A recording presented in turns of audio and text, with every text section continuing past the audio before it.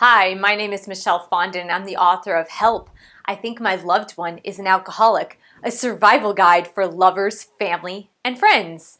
And welcome back to our step study. Today we're going to study step 9 of the 12 steps of Alcoholics Anonymous and Al-Anon. And it doesn't matter which side you're on, if you are a recovering alcoholic in AA, or if you are in Al-Anon, or if you're what they call a double winner. This is perfect for you. Let's go over step 9. Step 9 is may direct amends to such people wherever possible, except when to do so would injure them or others. Now the wording in this, I like to read the steps that I'm less familiar with because the wording in some of the steps is very bizarre and a little bit archaic when it comes to English. It's obviously from the earliest 20th century when the big book was written. So I always have to read it to make sure I'm getting the words right. Let's dive deeply into step 9. When we spoke about step 8, we spoke about step 8 being a preparation step. It was a deep reflection step. It's just like step 4 is a deep reflection step. Step 8 is one of those deep reflection steps. Now step 9 is a take action step. It's you're going to actually have to do something in this step. You made lists of people who you have harmed. And you started with yourself if you're in Al-Anon, and even if you're in AA, you started with yourself because there were a lot of things that you've done in your past that directly harmed you in both programs. So we're going to look at our lists. You divided the lists into maybe people that you're ready to make amends with and people that you're not ready to make amends with. But let's go deeper into this list. So the first part of your list, or the first column maybe, were people that you were willing to make amends to, and those people are easy to find. They could either be in your direct family, your direct friends, or people who you are in direct contact with. And then there's a second list of people that you would like to make amends to, but they're a little more difficult to find. It's maybe a little bit trickier. So these could be friends growing up in high school and college, an ex-boyfriend or girlfriend, whatever the relationship is, these people may be a little trickier to find and to come into direct contact with. Then there's a third category. These are people that are either impossible to come into contact with or they've passed away. In each of these categories, it's completely possible to make direct amends to these people, even people that are deceased. And I'm going to explain a little bit of each of the categories. When we look at our first list, comprised of people that we have direct contact with, sometimes it's our family and friends or our close family members. And at times it can be really difficult to confront our close family members directly right away. So you might want to start with some acquaintances or people that are less in direct contact with your daily life. So it might be a little bit easier because once you start making amends and going through the process, it becomes a little easier as time goes on. With deceased loved ones or loved ones that you don't have contact with, you can always do things like write a letter. You can write a letter to the deceased family member or friend, and you can read that letter at the gravesite or just read the letter out loud and give your testimony of amends to that person. And then you can have a little ritual, like you could burn the letter or you could throw it in the water, a body of water, to just represent that you're letting that go. Because remember, when you make amends, it's more for yourself than for the other person. And that takes me to the second part of this. The second part is that step 9 is your step. It's for you to help you heal in mind, body, and spirit.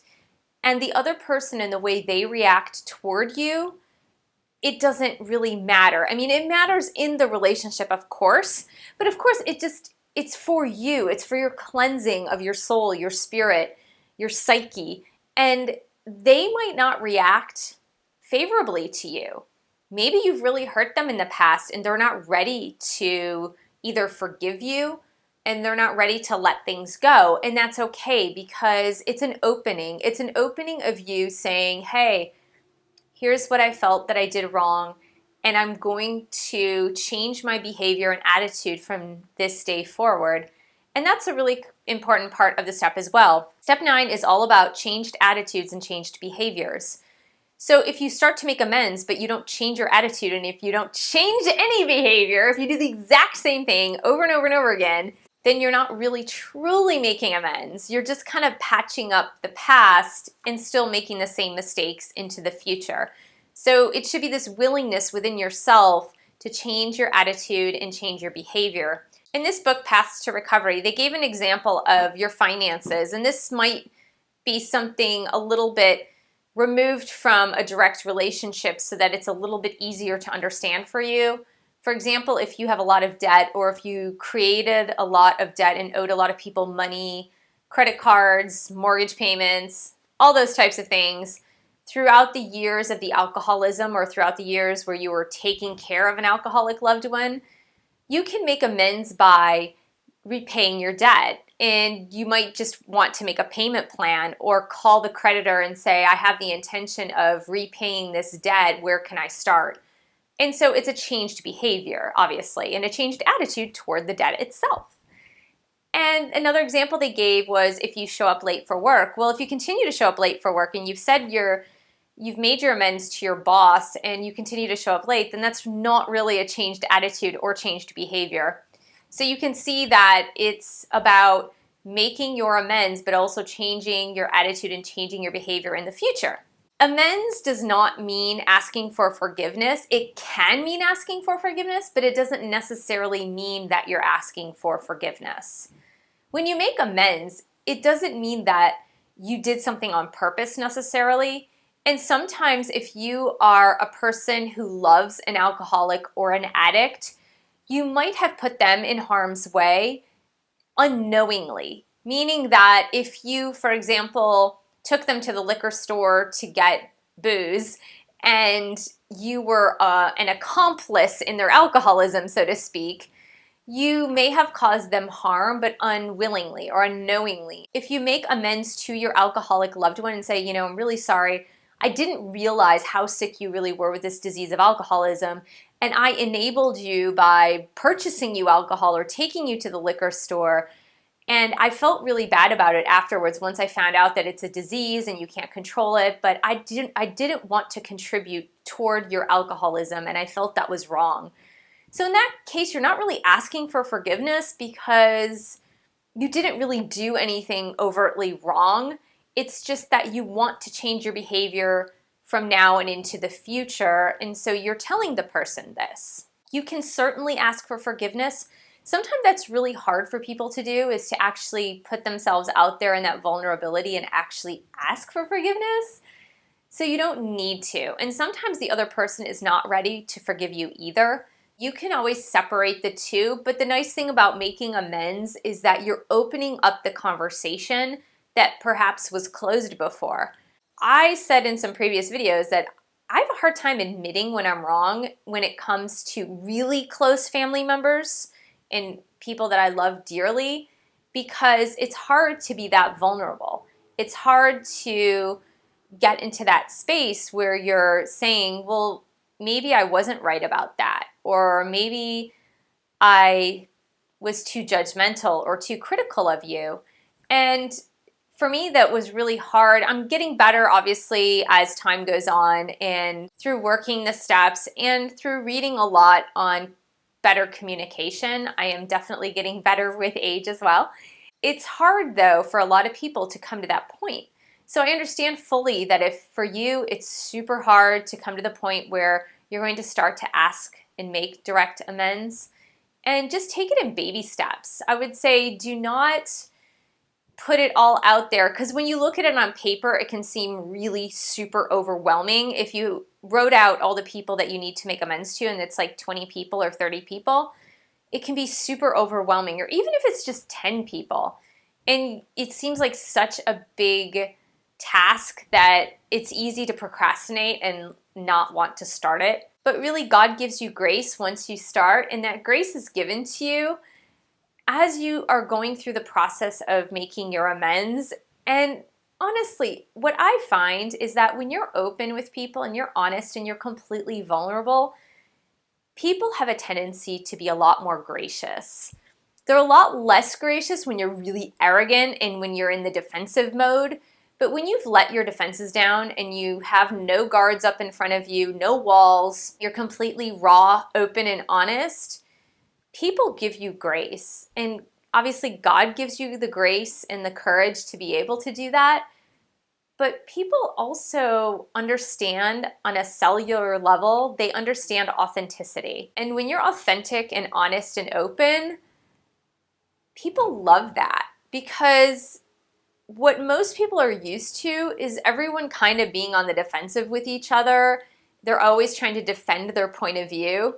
And when you can get to a point at which you're very open and honest, you'll find it gets easier. It'll definitely get easier as time goes on. Now, the last part of this step is about not making direct amends when it might injure the other person.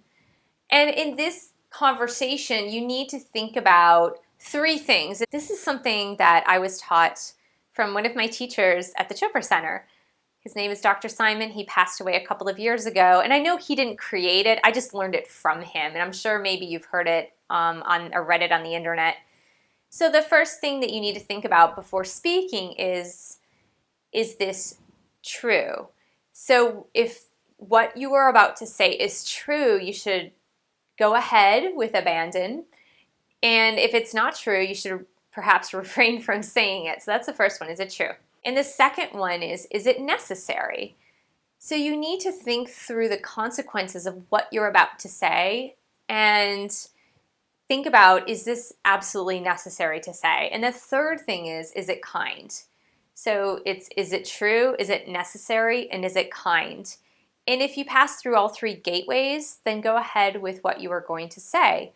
But if you stop at the first or second gateways and into the third, then maybe reflect a little longer. Take some time to reflect on whether or not it's really necessary to say what you're about to say. An instance of this would be infidelity. So if you were unfaithful to a spouse, or you were unfaithful with somebody else's spouse, and you're opening up and telling them or talking to them or restarting a conversation with that person, you really need to think about the other parties involved and say, okay, is this true? Is this necessary? And it would really be around the necessary where you need to think about that, because if it will make you feel better, but it's going to create a lot of havoc in somebody else's life, then maybe you could just write a letter and make amends with yourself toward that other person without necessarily contacting them. Another instance, of course, would be if you have said goodbye to someone who was very toxic to you, and you really don't want to open up that can of worms. If you were in an abusive relationship, or